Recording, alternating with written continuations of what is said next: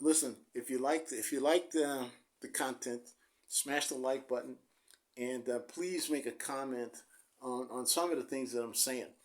I really think that looking at this situation, Kyrie still has not come back to work, and the whole thing started with a tweet, and no one's proved any damages because of the tweet. Wasn't intended to be something that caused anyone any damages. But one of the things that bothers me a lot about this is that this thing of demanding money, and if you don't give money, there'll be more repercussions on your job, etc. Now, this meets the criteria of extortion. If you look at the definition of extortion, that's exactly what it says. It basically says obtaining money through force or threats. And that seems to be what we have. Now, in a situation in which individuals get money due to damages, there's usually a court case.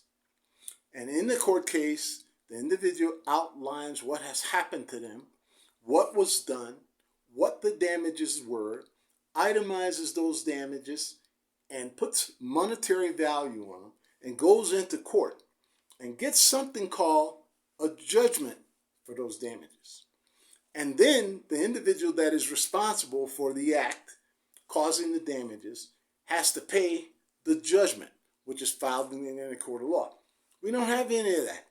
We have an accusation that damages were done and that money needs to be paid. Now, sometimes in order to figure out how things are operating, we have to look at the philosophy. If it's something under law, you look at the philosophy. What are the laws? Why were these laws derived this way? What happened?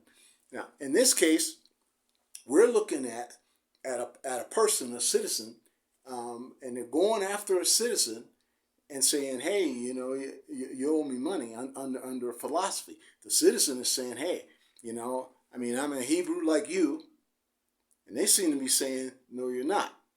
And if in that philosophy, this individual can't meet the definition of being Semitic, then it makes sense why we can say, oh, well, then he's saying anti-Semitic things because he can't be one of us. And if he can't, why can't he be? Is it that he's black and so he can't be? Well, if that's the case, he's guilty. Kyrie's guilty of two things: tweeting while black, right? Okay, and being Hebrew while black.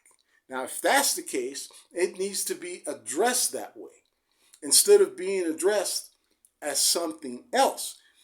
Maybe everybody should be sitting down, talking, and looking at this differently.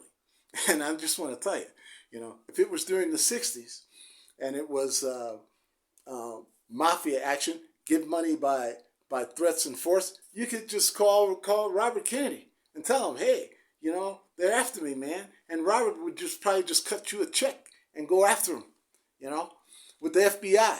But, it's not in the 60s. So we have to do something else. So, I just want to know. I want to know what the real situation is. And I really feel like we really don't have all the answers. We don't have all the conversations to get to the answers. So, smash the like button, or, please leave a comment. Let me know how you feel, because I really